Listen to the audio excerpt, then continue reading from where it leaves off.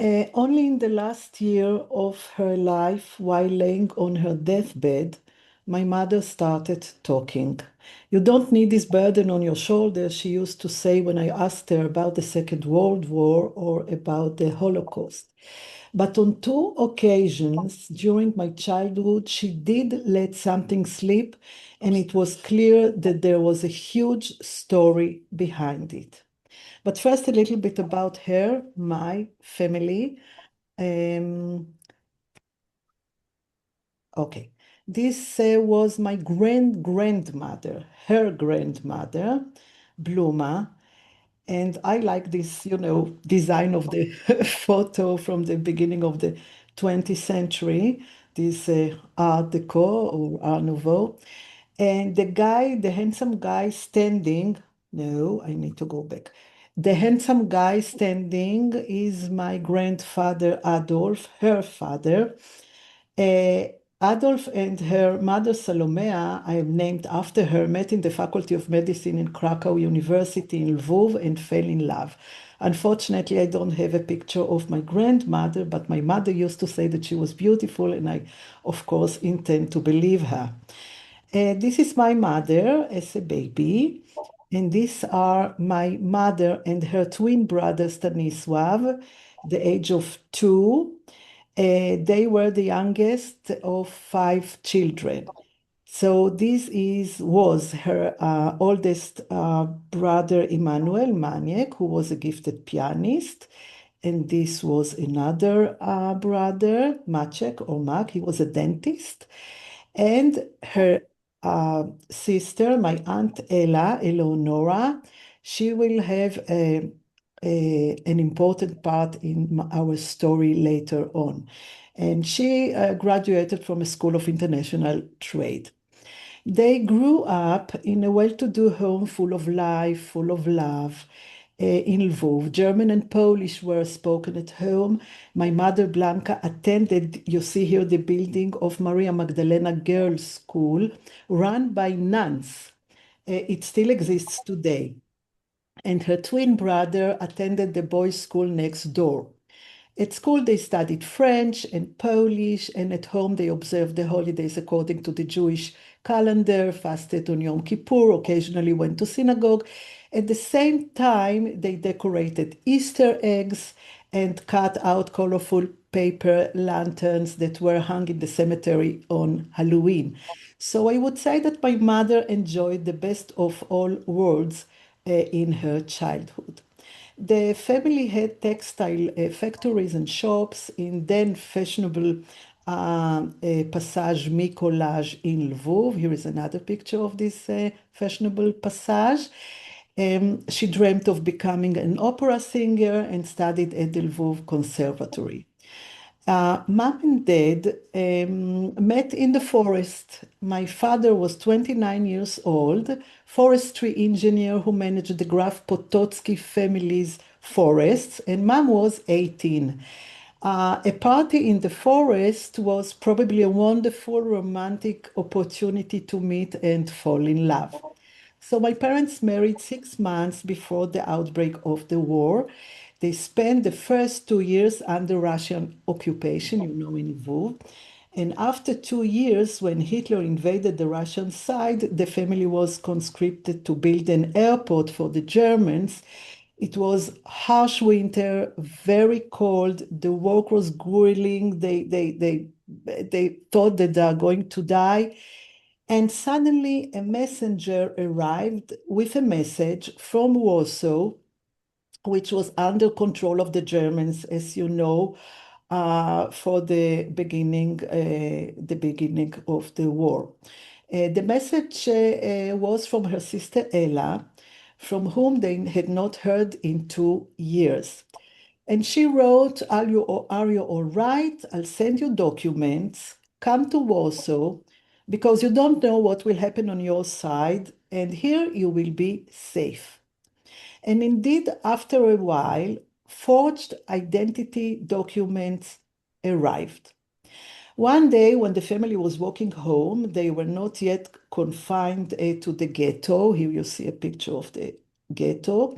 My mother and my father slipped away and fled to the home of a Polish woman who had prepared a room for them in advance.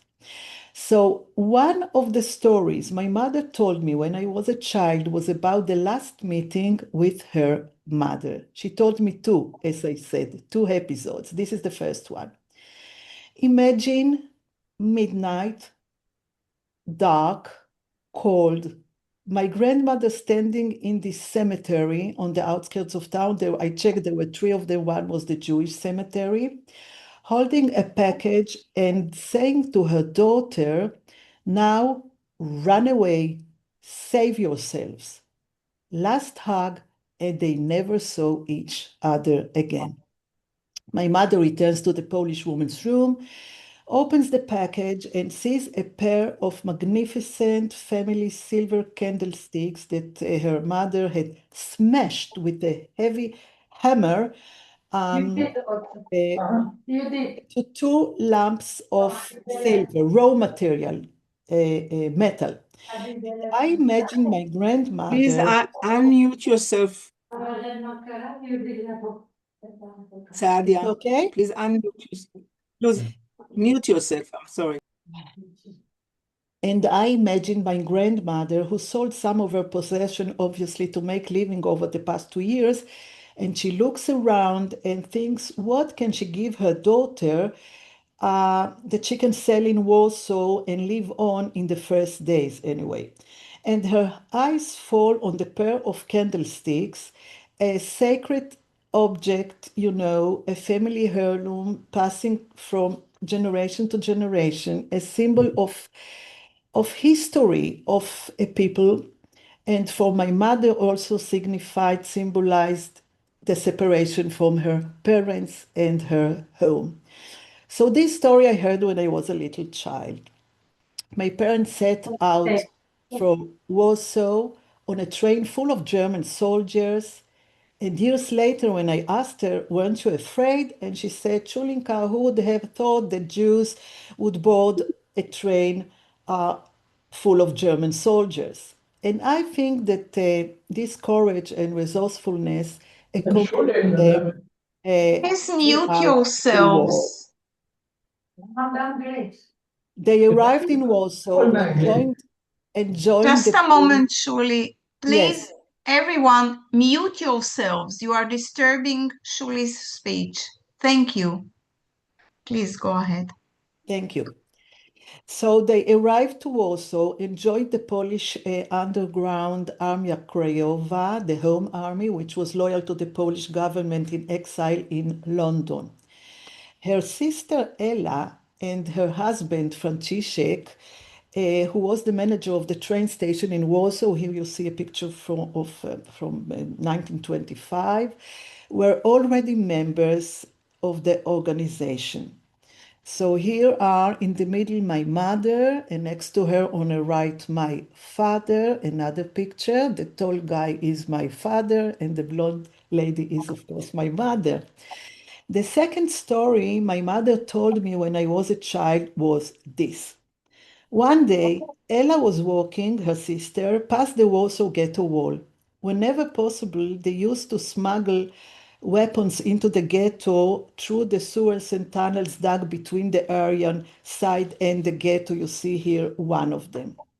And suddenly shouts rang out, Jew, terrorist, a Polish punk, Schmalzownik, informer, pointed at her, and she was taken into the Gestapo headquarters, interrogated, and admitted, yes, I'm Jewish. I managed to hide for 2 years.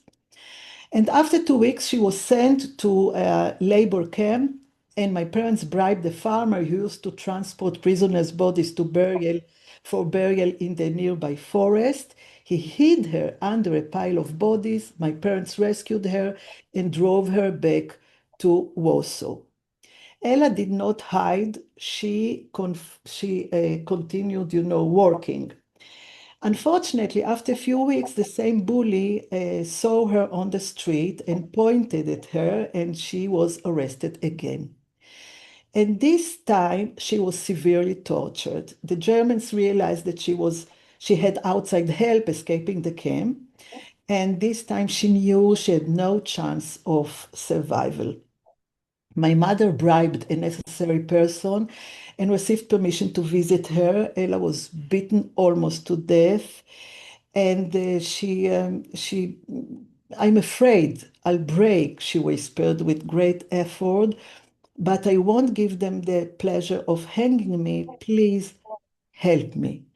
And my mother smuggled her a roll with sausage and a cyanide pill, and she committed suicide on the eve of her execution. And this was the second story I heard when I was a child. Not probably a very pleasant story for a child. I can't tell you all the stories because we don't have time, but anyway, this is my father in the new Polish army at the end of the war. Of course, they participated on the Polish uprising, and on 1949, they immigrated to Israel and started a new life in Haifa. So on one hand, my mother raised me to be independent and strong, as if World War III was pending. Don't cry, she used to say when I was a child. If you want something, talk to me, convince me, explain it to me. It was quite difficult when I was little, but later on, when I grew up, I learned to appreciate that. It was a childhood of aspiration to advance, to develop, and education of excellence, of course. When I was 2 months, I always tell that my parents enrolled me, a 2-month-old baby, to a music club, a book club, Amoved, and a stamp club, השירות הבולאי, and every month I received a record, a book, and a Sunday envelope. My mother herself sang in a choir and worked as a fashion designer. Well, here I am as a baby with a magazine already. Of course, she designed all my Purim costumes, all my clothes. I was quite a fashionable child, I must admit. My parents often entertained, and it was a very enriching and rewarding home. We had a great relationship. She was open-minded and my best friend. She volunteered in various places, a hospital, an organization helping cancer patients, an organization supporting soldiers. She, every year, here you see a picture receiving a citation from the President of Israel for her volunteer work every Independent Day. And she was a chairwoman of Haifa branch of Bnei Brit. This is the memory of my family who perished in the Holocaust, she explained, and thus commemorated her family through her volunteer work.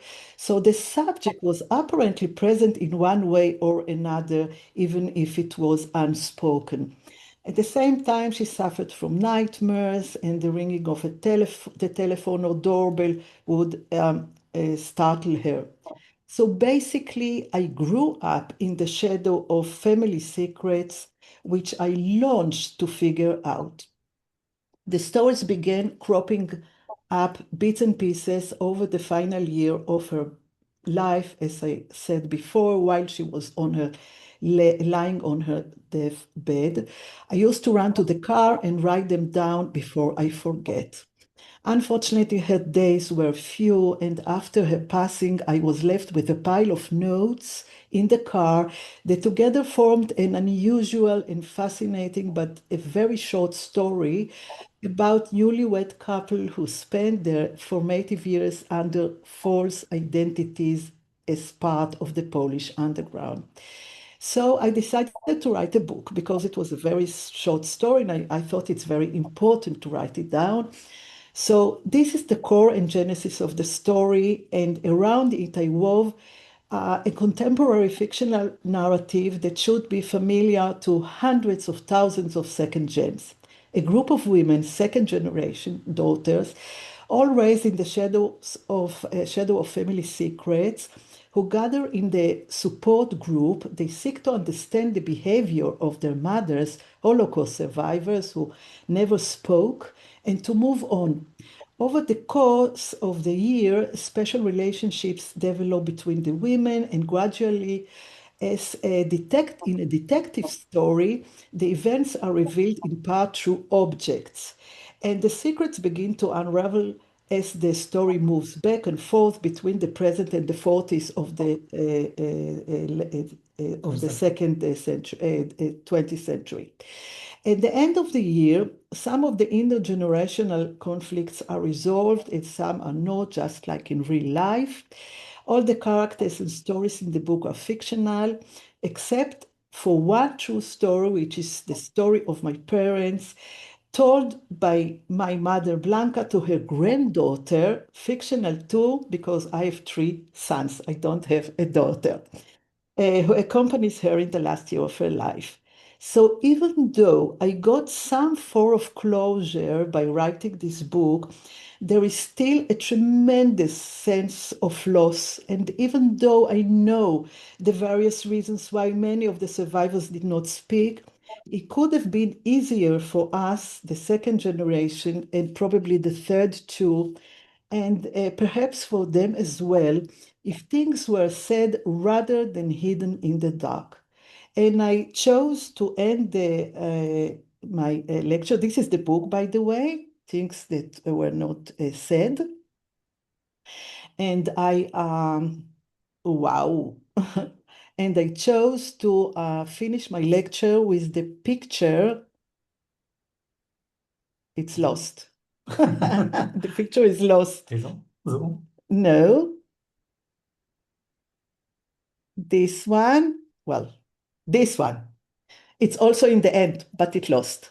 So I chose to end with the image I began with of a young couple in love who enjoyed 6 months of happiness before the Holocaust broke out. Thank you. Thank you very much. It was really fascinating. Now we have a few moments for a short discussion. Are there any questions to our speakers? Stop sharing. Thank you. So I have a comment for Oranit. You were telling us about the trains, that your mother never liked trains. I'm second generation, so really, and my parents never talked about the trains, although they had a bad experience of traveling in the cattle wagons. But I had most of my life a phobia from trains, and I never knew why.